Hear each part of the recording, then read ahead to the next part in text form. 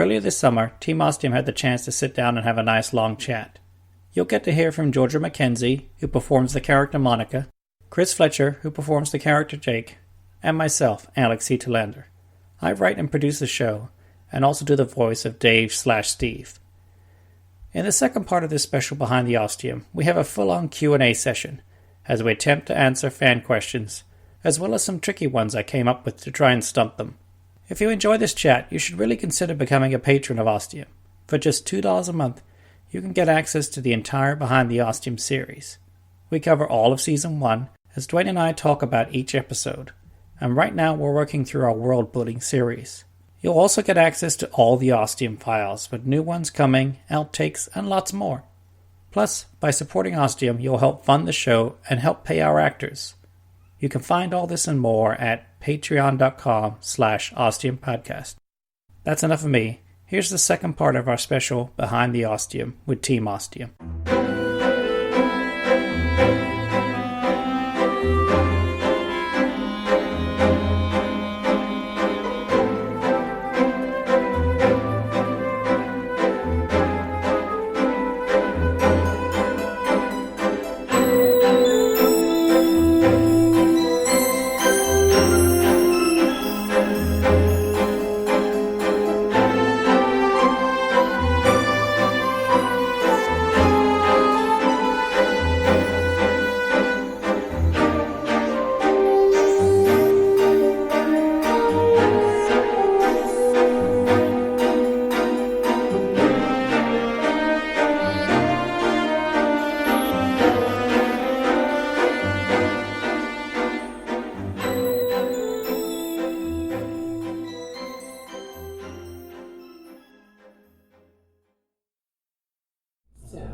Okay, so now we're going to move on to the Q&A. Q&A? So first I'm going to steal a line from... I can't answer any questions on the grounds that it might incriminate. Cut it out later. We won't cut anything out. Cut a lot out. I'm stealing this from TuneIn.net. They always start their episode with a shining moment. Okay. So, Chris, what was your high point? The shining moment was... High point, well, I guess you already kind of said yesterday was your first day, whatever it was, but right. High point of the year for you. When the two creepy twin girls came in. But, oh, no, not that kind of shining moment. Yeah. I don't know. The shining moment. The shining moment. Yes, right. Shining moment would be... Yeah, into the school year, being able to do whatever the heck I want for the next 2.5 months, and being able to, to do more stuff you like to do. I mean, not that you didn't like school, but have the time to do really what you enjoy. Indeed, yeah. So I'm looking forward to getting the season 5 recorded, and then work on some music projects. And I've got a friend who is coming to visit. We're going to write some songs together. So cool. Looking forward to that. There's Seth and Julian. Okay. So that maybe the three of us will get together and do a little reunion of our college do days some band. Performances at the market again? Maybe? I don't know. Yeah. When's the last time you did some music? I haven't played live in a long time, but well, just in general, like playing music and stuff. Do you still do that whenever you get a free chance? When I get a free chance, which means last summer was the last time. Oh my gosh. Well, at least you never forget. No, yeah. And you want to hankings for a new instrument? My brother wants to write a song with a banjo in it. So why? I don't know. It's feeling that Mississippi. It's a train song, too, right? Yeah. So the weird thing is, in my life, I've been told now about 5 times I look like Steve Martin, and I was never told it until I was 20. Yeah. Okay. Yeah. And so not that I've met Steve Martin, but he seems like a short. I had totally dark hair, and I was. Or is it because he's always performing with Martin Short? 20. Who is short? He really is. He really is. But so he's tall. Cool. Steve Martin's taller than Martin Short, but not as tall as you. Right. You just need the arrow through the head. But do you know how different it is with a banjo? How different compared it to is? Guitar playing and stuff? Yeah. Is it a lot? I don't know. I'm just asking. Oh, do I know? Yeah. Yeah. It's a... if you have arthritis, you're screwed, or a lot of the spider work. Yeah, I need to get that technique pick down, but I think that would be fun to pick that up. I used to try to get a new instrument every year on my birthday. Saxophone days. Saxophone. Where he's like, hey, look, I love saxophone. And he played Careless Whisper. That's right. I think you're going to send me a recording. It's just, that's right. See, I've thought about getting back to the clarinet, and then Matt got like an electric piano. There's keyboard? Yeah. Well, it is a keyboard, but it's a full 88. Mm-hmm. And I was just like, I was thinking, I could pick up piano again. But then I was like, Georgia, stop. You don't do enough, yeah. You need to do some more hobbies. All that free time you have. Yeah. You're getting paid so much, you might as well use it for something. Just stop. Just shh. Alright, so what's your shiny? Shiny moment. Well, you read the first script for Yes, Kelly, yeah. which was... so where's that at? We are at script 3. I'm well behind because I was so busy working. Right. Now it's like, okay, so now I get to focus on that. But getting that first script out was really nice. And it's interesting to see how each one has a different tone and tempo. Mm-hmm. So that one's like a nice intro. Now, do they link up each episode? Really? Oh, no. They're all... The whole point of the podcast is really just folktales and mythologies from other countries. Mm-hmm. So each one is very much its own unique story. And I was thinking, I figured I'm going to need to start to decide on like how the music should be. And I'm trying to make sure that I book people who were naturally from these countries and have the right accent for it. I don't want to I'm very careful about how I should sound. Don't want to just have anybody. It's not that I mind everybody's performance. It's like I really want people who are actually from Africa to read the story, not just anybody. What's his name? From Paul? Love and Lock. Yeah. But he was talking about their auditions they would get and say, please don't do an Australian accent. Yeah, not Australian, just don't do it. Half of them would always be with Australian accents. I can't do an Australian accent, but I thought I'd do one anyway. It's just like... why? Just do the character. And it's like, I don't really, I practice my African accent, and Lord knows, nothing like Black Panther to make you sit around it. And still, you're sitting there going, how many regions of Africa do we have on screen right now, auditorily? Right. And it's fun to do, but I really want to make sure that I open up the space to people who are African and for whom these stories have real cultural meaning and connection. Definitely, yeah. Because I think that was... So the first one is The Cat Who Came In, and that's a Just So story. And if you don't know what a Just So story is, look it up. Really. And then I did the second one, and that one is The Snake Chief. And that's kind of in the vein of poor mother offers daughter to supernatural being she inadvertently offended, because she's hungry and taken from their garden or whatnot. And one of the interesting parts about adapting these folk tales is that they're great to read, and then you consider the implications of saying them now. Mm-hmm. Yeah, right. And you're just like, ma'am, did you just offer your daughter to some strange giant snake without just like look, I'm scared. Here, why don't I just go home and give you my daughter? And you're just like, did you offer your daughter like she was a pie? What is that? Okay, let's change it up and let's have a little bit more agency on the part of the daughter because she's really silent, and let's give the mother a little more decency, yes. Because I hate to be mean, but it's like, mother. What did you just do? What did you do? You did what? Daughter, I don't want to shock you, but I kind of offered you to a bear. I mean, how many... Or is it the sending the son off to military school? It's like I offered you as a wife to a random talking animal that, kind of got mad at me for pulling berries. And how often has that happened to us as parents? I mean, I'm sure at some point in your life. Always well, we've been tempted, put it that way. It's like, seriously. Craigslist them or something, eBay. Well, Owen, I'm sorry. Great personality. I ran afoul of a talking pigeon. He calls himself a pigeon prince, or she calls herself pigeon princess. And she's looking for a husband, and you know what? She was mad at me. I'm giving you. You probably would, and he'd make it work. You'd be like, I'd make it work out. But strangers, whoever they are, he'll make friends out of them. So this one is actually much longer. The current one that I'm kind of stuck on that one, and it's So you wait until you're kind of more ahead of the way before you start. Yeah, I want to get at least 6 scripts together. Makes the sense. goal is once a month to have a set schedule.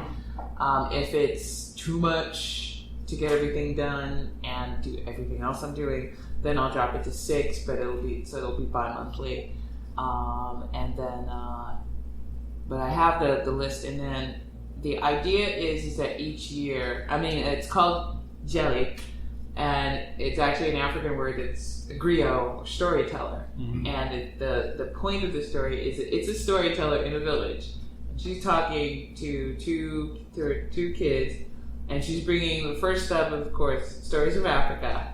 And the goal is either next year, it's either stories from China, and then the year after that would be Appalachia, Appalachian folktales, and each year is going to, hopefully, we have our artists who are from these countries, and also the music should be from people from these countries. So I want to be able to showcase not just the folktales as they were read, as they originally were written, but kind of update them and make them more. And also that to show the actors performing them and whatever, they have their own work that they do and things like that. Showcase them, which would be fantastic to see. So, I think you saw the first art piece. Yeah. You read the first story, and you saw the first promotional art piece. Yeah, that's right. With the jelly that I shared. And that was actually not the pose I chose for the actual, but that one was one that she had sent, and I was like, okay, I think I'm going to use this as a promo bit, and then there's a couple more pieces, so I'll release those as they get closer.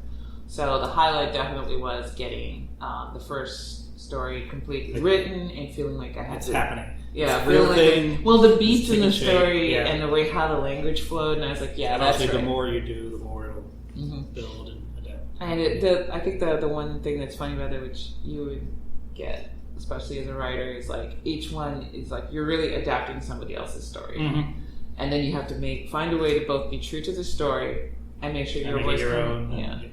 And it's like so I'm pulling these folk tales, and it's like for some people they'd be like, well, aren't you just copying the story? And it's like, I'm actually not, because by the time I'm done with most of these stories, it's not that you can't see the original story in it. In some cases, I'm changing the characters' names. In some cases, I'm changing certain things. Like right now, for everyone who's ever read any Russian or European folktales, where the princess is, of course, she's getting all these people she's trying to get married. They want to marry her. And it turns out, well, the evil witch is, giving her the ability to confound them and send them to their death.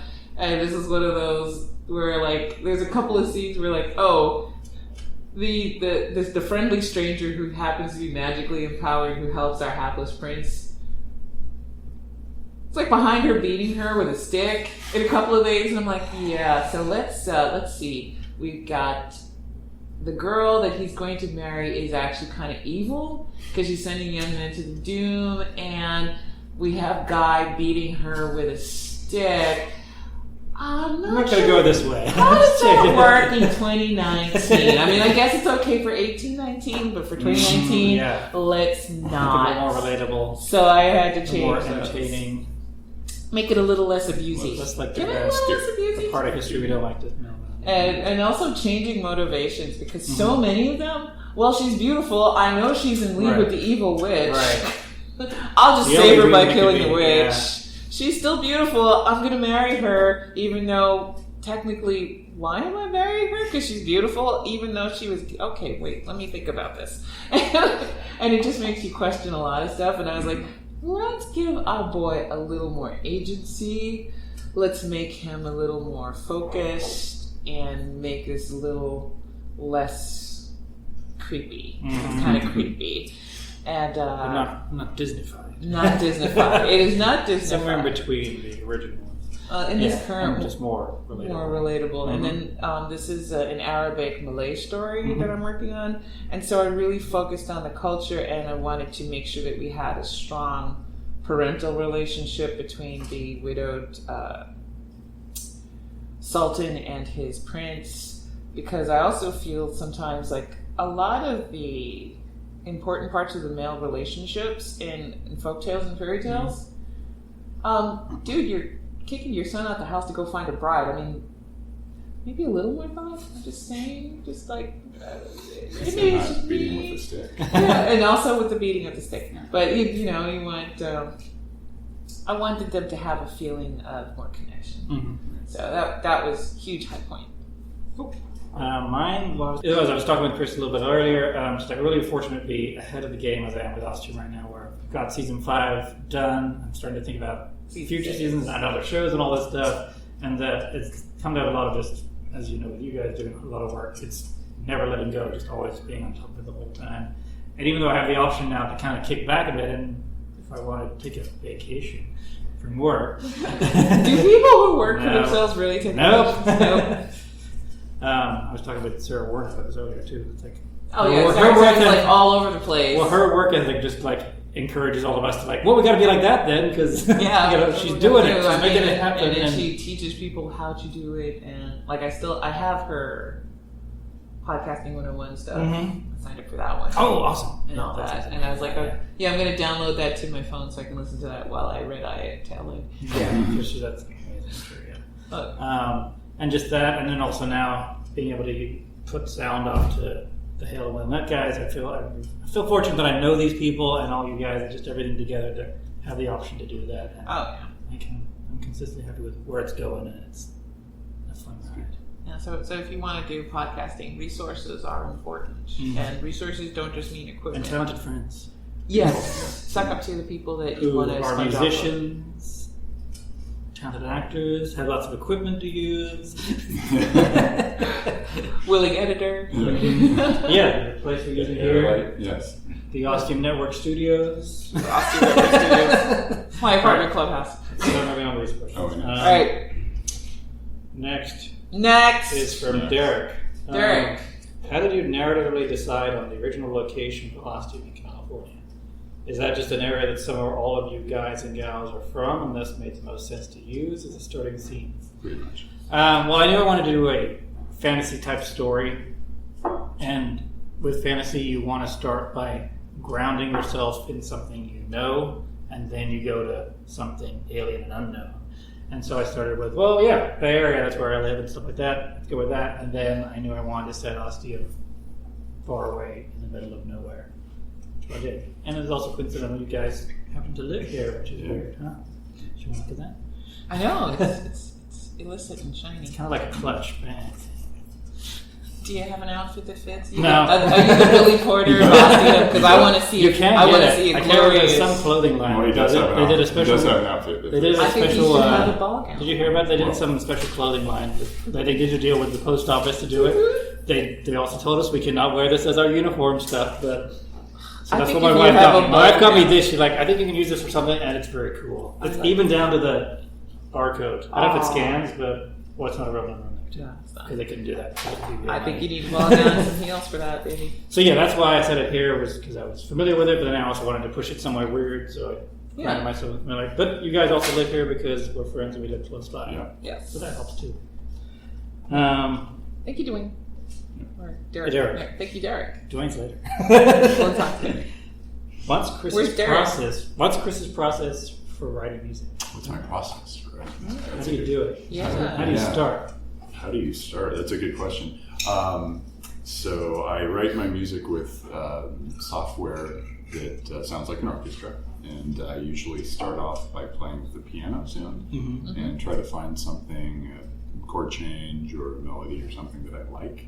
And then I ask myself, like, should it stay on piano or should I experiment with different orchestra sounds and things like that? So it's kind of... Are you usually recording the whole time you're doing this too, or just... No. I usually play, and then if I It's like a self jam. Yeah, basically. And if I come across something that I like, then I start and say, hey, okay, and let me noodle around. So it's kind of noodling, but then refining, and then so you can get a piece that you think is good, starting to go in the right direction. You say, oh, I kind of like that a little bit, but I need to do more with it. So then I'll mix it down and put it on my phone. Used to be iPods or such, or Zunes when before that.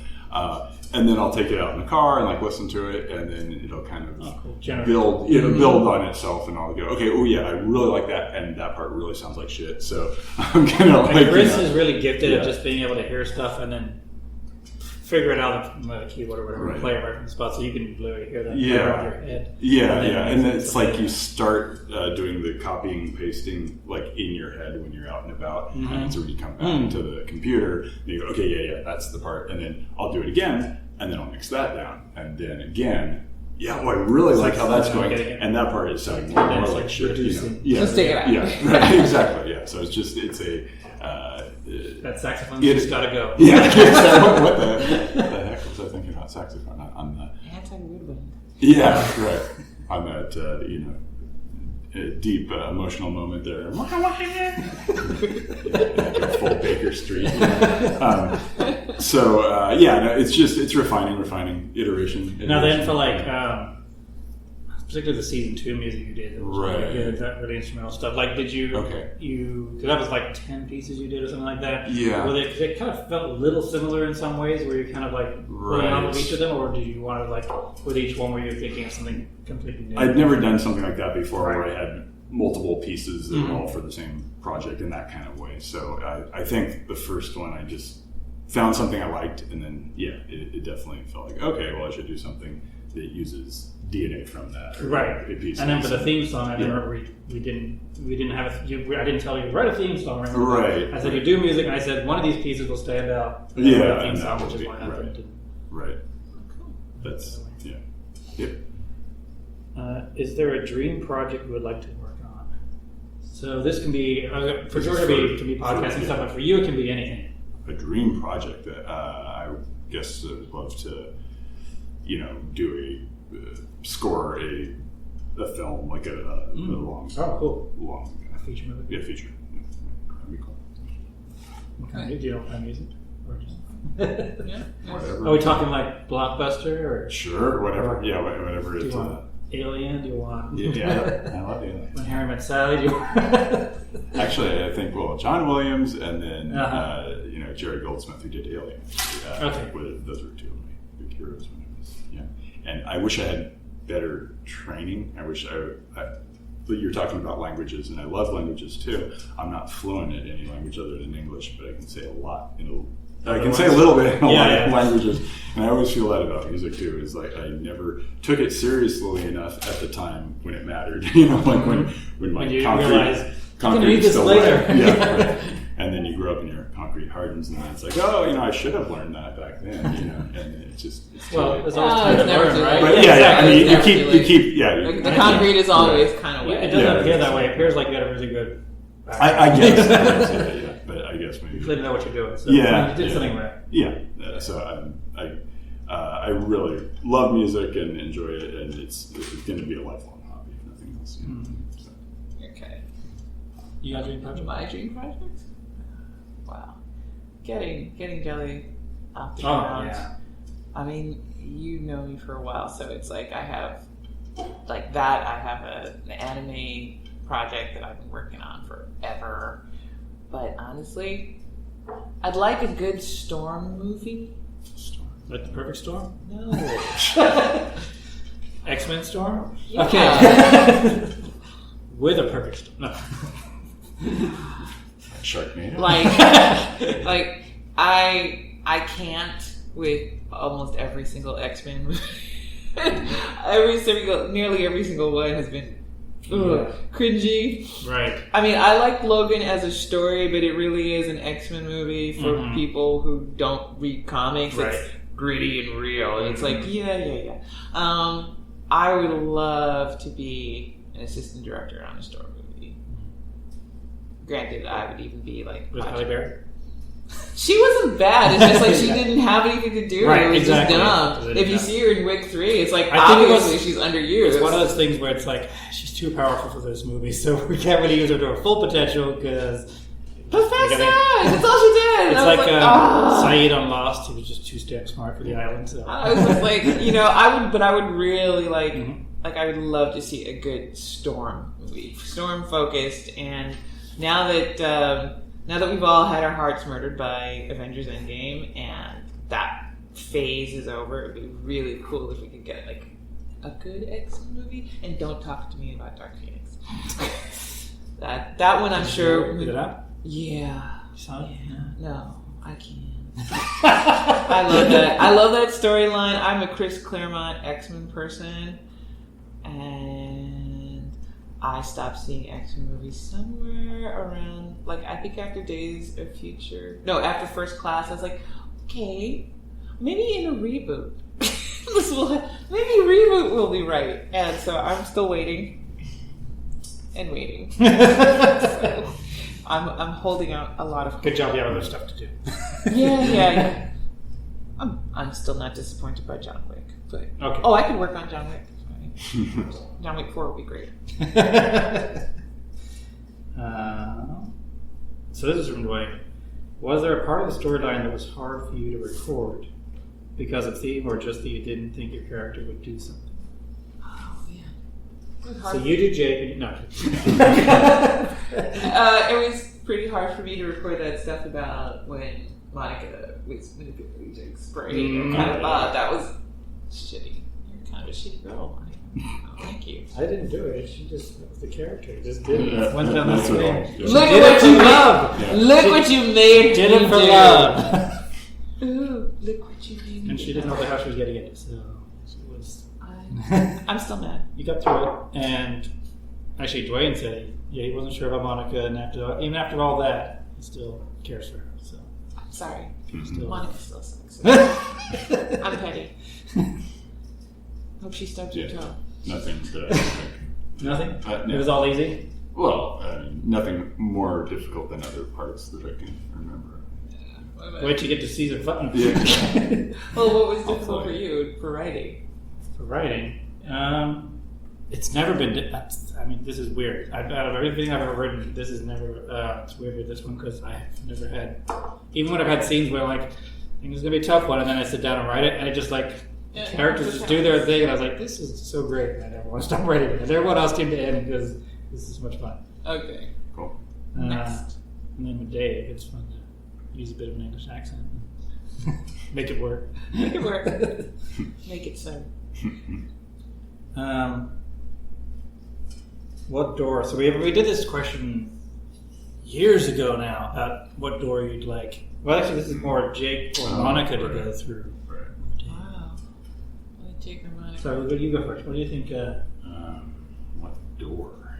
If they wanted a particular door, Right. because we did our own doors as Right. IRL.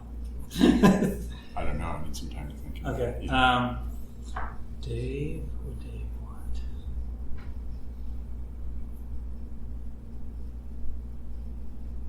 This part we can cut. Dave would probably want to go back to see his parents because they disappeared weirdly, and he doesn't really know why, and then he was all alone.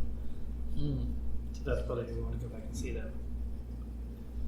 I think Monica would just like a door out of here. Back to normalcy. Like, I mean, I don't feel like Monica disliked working for Ostium until she saw what a cluster it was going to turn into. And because I think, like anybody else who likes a challenge, this is definitely a challenge. I think the problem is, what the fuck did I get myself into? And I did not see this coming. And how do I get myself? Mine was good, but not this good. How the hell do I get out of it? I think she'd like to take that step back to her home, but I think that there's levels of complication with that because there's her time and there's no Jake. So what now? Yeah. So I think that's the thing. That would be Monica's door. So I'll be weird and say a revolving door. It doesn't actually go anywhere. It's purely in the moment. It's in the, you could go forever. You know, you're not going anywhere. You are where you are. Yeah. It's a good cut out. Yeah. It is a cut. It's a Jake just meditation. wants a trip. Yeah. He just wants a brief. He just wants a wild ride. Yeah, yes, right. He just doesn't want to be back in his cubicle. He's a rolling, San Francisco he's a or rolling that stone. place. Yeah. Wherever he lays his hat. Is his home. He's the boss. It's not by the cover. Yeah. Just for a second. Oh yeah, I put this one in. What is the Ostium Network? Because I just wanted to clarify in case anyone's confused. So we've got Ostium the town with all of the doors that lead to wherever, which is also part of Ostium. Mm-hmm. Then we have the Ostium Network, the company, entity, big evil corporation that invented this But system. are they evil? Are we sure? If I get to write my 10-book sci-fi series, you will learn how fucking evil they are. So then that says you got the Ostium Network Corporation that invented the Ostium time-traveling door system. But then the website kind of also has the Ostium Network of podcasts now, where we have Manifestations and Cersei, and more to come if anyone wants to do other stuff too. So I just wanted to put that out there to clarify that. Clear it all. Big evil corporation. Big evil corporation. Well, it's actually just the guy at the top, the evil one, Mm-hmm. which, if you remember, well, again, we can talk about this because season 4 is done, but he's kind of Jake, but evil Jake. Damn it, Jake. It's a different Jake. You can't blame him. No, But he did voice his line, so it was you too. Jesus Christ. Does he ever get to meet the fat man again, or did they get separated? Oh, Jake and the fat man. Stop that. It's a dad, what is Yeah, it, 80s and 90s? If you want to write It's mid-80s. an Ostium file with that, we could totally, or There's a movie. Oh my God. little Jake and a the spin-off Fat short, Man. Yeah. you write it, and we'll do it. Or Elwood, the Blues Brothers. Like, you get all No, we're not going to have all the Jakes. all the Jakes. Giddis, the Chinatown. Yeah. The two Jakes. Yeah. All right, we're going All to right, return Chris. this is from...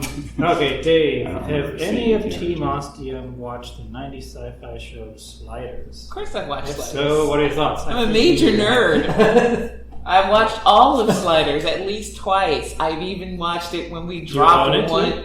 No, thank God. Girl needs to not own that. But yeah, I even watched it when we got rid of the original. I forgot what his name is, and replaced him with his brother. I was like, wow, we got the Taking notes. it's